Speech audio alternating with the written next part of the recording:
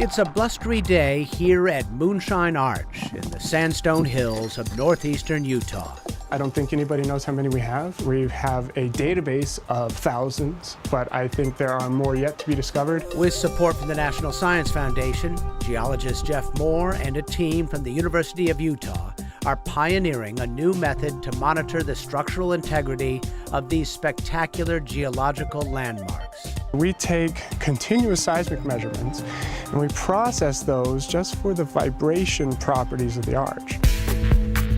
They set up 2 seismometers, one on the arch itself to measure how it naturally bends, sags, and sways in response to wind and weather.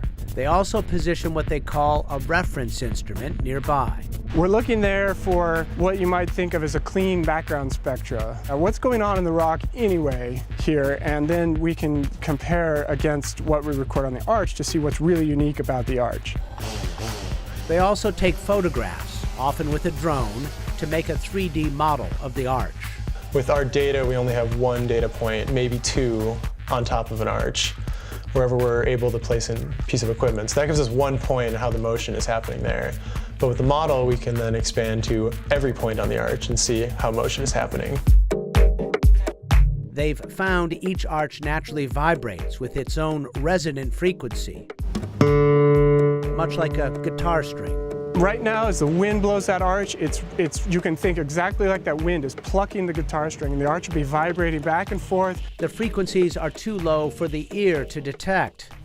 But speed them up, and it turns out each arch has its own unique voice. Moore even created a website dedicated to just this.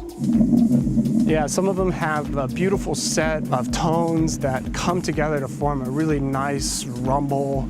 It really resonates with some people, me included. The team travels to arches across the state, setting up instruments and letting them run overnight to gather baseline data. Once we establish a new site like we're doing today, we just come back for a really short checkup where we'll make an hour-long measurement, do a quick processing and see, have the frequencies changed from when we measured before.